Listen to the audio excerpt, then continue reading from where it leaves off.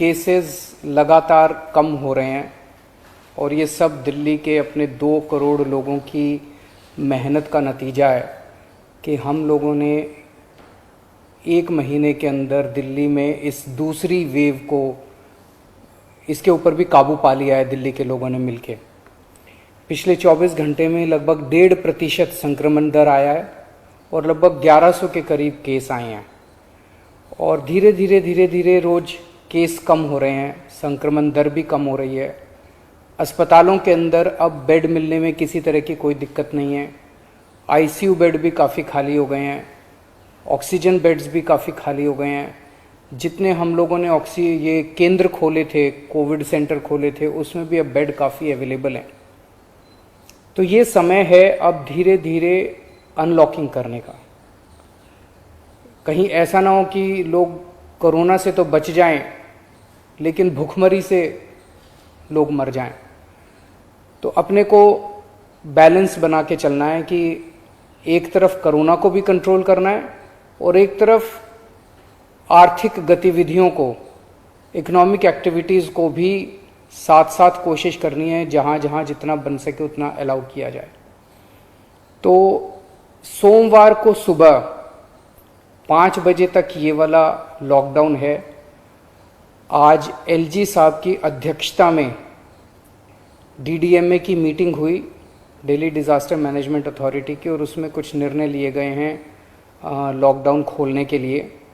तो सबसे पहली चीज़ तो ये कि अब धीरे धीरे लॉकडाउन खोलने की प्रक्रिया चालू कर रहे हैं।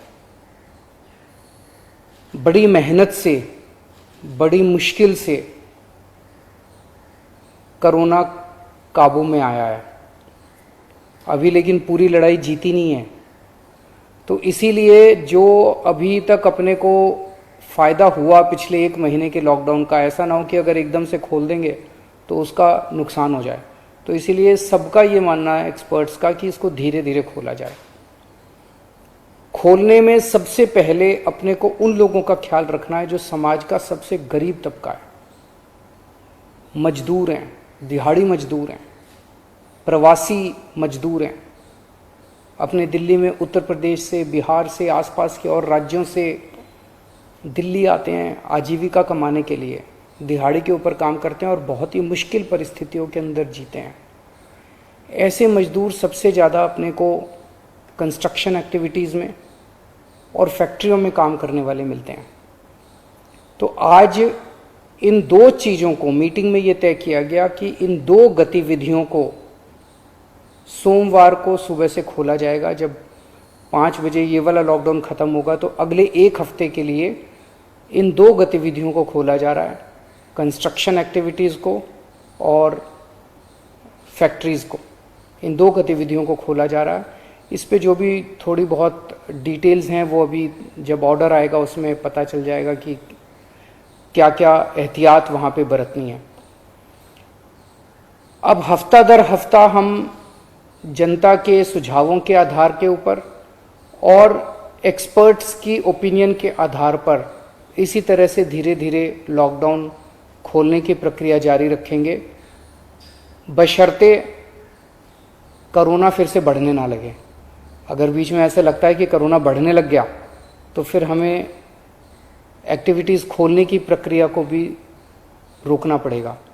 तो मेरी आप सब लोगों से गुजारिश है कि कोरोना से संबंधित जो भी एहतियात है उसको ज़रूर बरतें, दोनों चीज़ों के लिए। एक तो अपनी सुरक्षा के लिए, अपने परिवार की सुरक्षा के लिए, अपनी सेहत के लिए, अपनी ज़िंदगी के लिए, और दूसरा ये कि सारे मिलके अगर कोविड की एहतियात बरतेंगे तभी दिल्ली के अंदर 2 और इकोनॉमिक एक्टिविटीज़ लॉकडाउन खुलना चालू होगा। अगर कोरोना फिर से बढ़ने लग गया, हमारे पास कोई चारा नहीं बचेगा फिर से लॉकडाउन लगाने के लिए। हम नहीं चाहते लॉकडाउन लगाना, हम लॉकडाउन के पक्ष में बिल्कुल नहीं है और आप भी नहीं चाहते। लॉकडाउन कोई अच्छी चीज़ नहीं है, मजबूरी में लगाना पड़ता है। और एक चीज़ कि जब तक ज़रूरत नहीं पड़े घर से बाहर ना निकलें। ज़रूरत बहुत ज़रूरी हो तभी घर से बाहर निकलें, ज़रूरत ना पड़े तो घर से बाहर ना निकलें।